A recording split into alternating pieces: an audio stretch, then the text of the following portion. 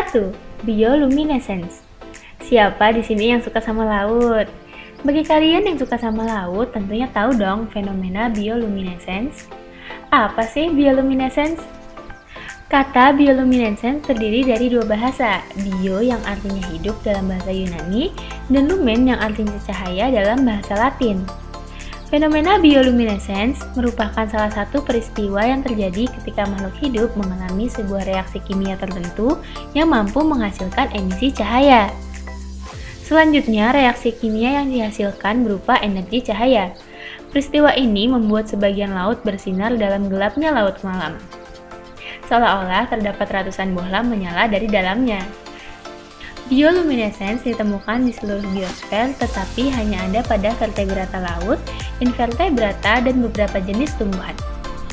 Bioluminescence ditemukan pada makhluk hidup seperti cephalopoda, copepoda, ostracoda, amphipoda, eupasida, dan beberapa jenis ikan, annelida, plankton, dan ubur-ubur.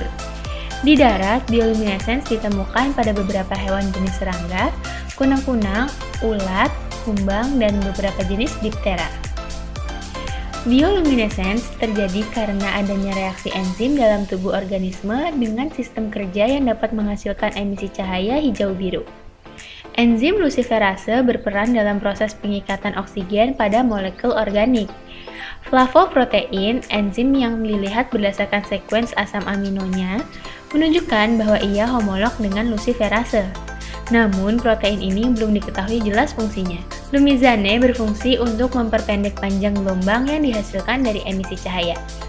Protein fluoresensi kuning berfungsi mengubah panjang gelombang cahaya menjadi 540 nm pada V, sehingga cahaya yang diemisikan mengalami perubahan warna.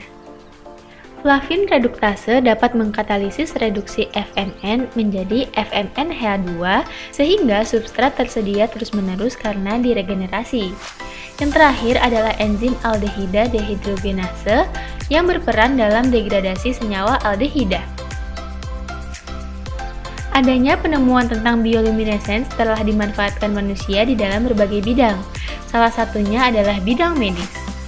Di bidang tersebut, bioluminescence dimanfaatkan untuk mendeteksi keberadaan sel kanker dalam tubuh secara lebih cepat melalui suatu teknologi baru yang disebut bioluminescence imaging. Dengan bioluminescence imaging atau BLI, ukuran dan lokasi sel kanker dalam tubuh dapat diketahui sehingga tindakan perawatan yang tepat dapat ditentukan. Selain itu, temuan ini juga dapat mempermudah riset mengenai perawatan atau obat kanker yang efektif karena perkembangan sel tumor dapat dipantau dengan lebih mudah.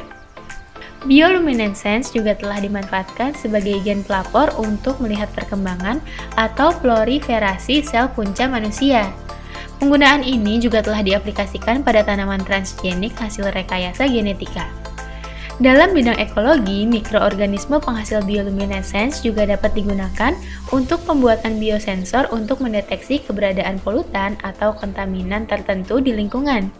Dalam industri makanan, bioluminescence yang memanfaatkan penggunaan ATP juga telah dimanfaatkan untuk mendeteksi mikroba patogen yang terkandung di dalam makanan. Bioluminescence merupakan salah satu fenomena laut yang sangat menakjubkan. Organisme yang mampu menghasilkan bioluminescence mengalami suatu reaksi kimia sehingga mereka dapat mengeluarkan cahaya hijau biru. Organisme laut memang dapat ditemui hampir di semua lautan, terutama pada teluk dan terumbu karang yang memiliki konsentrasi nutrisi yang sangat tinggi. Namun, tidak semua lautan memiliki organisme yang mengalami bioluminescence. Tempat-tempat yang ditinggali organisme tersebut antara lain Teluk Mosquito, Kepulauan Karibia, Teluk Halong di Vietnam, Pantai Gili Trawangan di Indonesia, Pulau Fado di Maladewa, Teluk Toyama di Jepang, Marlin Marina di Australia, dan Teluk Mission di California. 2. Lenticular clouds. Lenticular clouds adalah jenis awan yang unik yang biasanya terbentuk di sekitar bukit-bukit dan gunung-gunung akibat daripada hasil pergerakan udara di kawasan pegunungan. Awan ini terlihat cukup berbeda, seperti sebuah piring terbang raksasa atau sesuatu yang seperti tumpukan mirip pancake. Banyak gunung terkenal di seluruh dunia seringkali difotokan dengan keindahan awan lentikular di langitnya, termasuk Gunung Shasta dan Gunung Fuji. Salah satu perkara yang menarik tentang awan lentikular ini adalah bahwa ia kelihatan seperti tidak berpecah dan kelihatan seperti membeku. Namun hakikatnya adalah tidak sedemikian. Awan lentikular dapat dilihat seperti sedang melayang-layang selama berjam-jam atau hari, sehingga perubahan angin atau cuaca dan awan menyebar lalu berpecah. Mengamati dan mengenal pasti awan lentikular umumnya cukup mudah, karena bentuk awannya yang sangat jelas. Jika kalian pernah melihat awan yang kelihatan seperti piring terbang, kanta, atau baret raksasa, bermakna ketika itu Anda sedang melihat awan lentikular. Saat udara bergerak di sepanjang permukaan bumi, penghalang sering ditemui. Ini termasuk fitur alami bumi, seperti gunung atau bukit, dan struktur buatan seperti bangunan dan struktur lainnya. Ini mengganggu aliran udara ke pusaran, atau area turbulensi yang dipengaruhi oleh penghalang ini. Ketika udara lembab dan stabil mengalir di atas pusaran yang lebih besar, seperti yang disebabkan oleh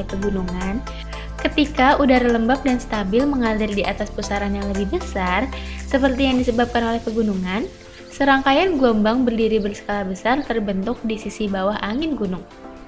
Jika suhu di puncak gelombang turun di bawah titik embun lokal, uap air di udara dapat mengembun membentuk awan lentikular. Dalam kondisi tertentu, untaian panjang awan lentikular dapat terbentuk di dekat puncak setiap gelombang berturut-turut, menciptakan formasi yang dikenal sebagai awan gelombang. Sistem gelombang ini dapat menghasilkan aliran udara ke atas yang besar, terkadang cukup untuk mengembunkan uap air dan menghasilkan presipitasi.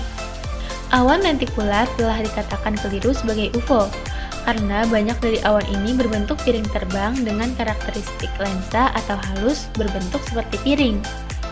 Karena awan lentikular umumnya tidak terbentuk di dataran rendah atau dataran datar, banyak orang mungkin belum pernah melihatnya sebelumnya dan tidak tahu bahwa awan itu bisa ada. Warna cerah atau disebut permainan warna kadang-kadang terlihat di sepanjang tepi awan lentikular.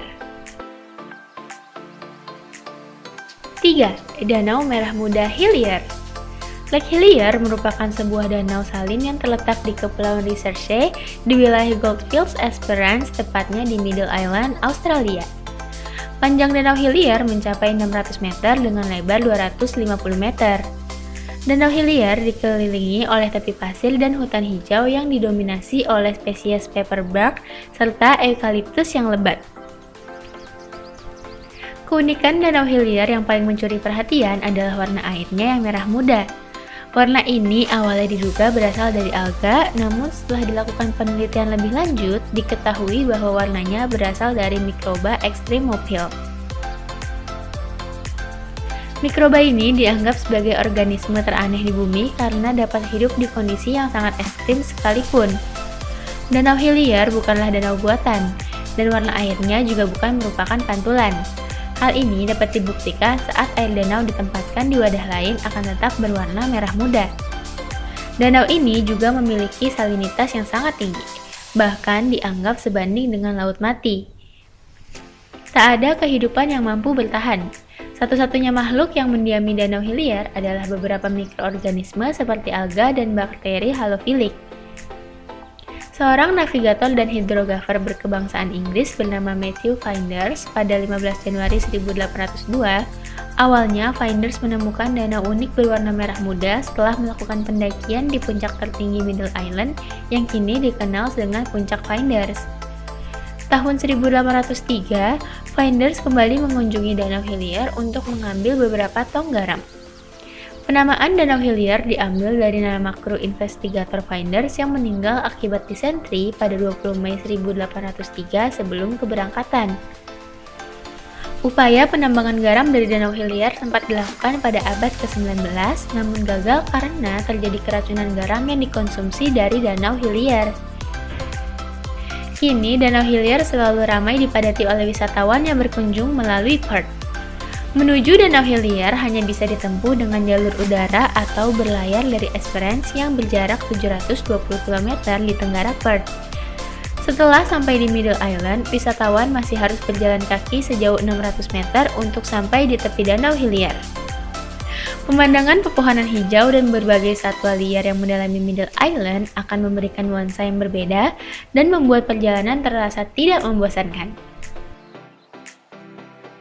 Unik dan aneh sekali bukan fenomena-fenomena alam yang tadi kita bahas? Tapi tunggu dulu ya, karena mata dunia masih punya beberapa fenomena-fenomena alam teraneh di dunia.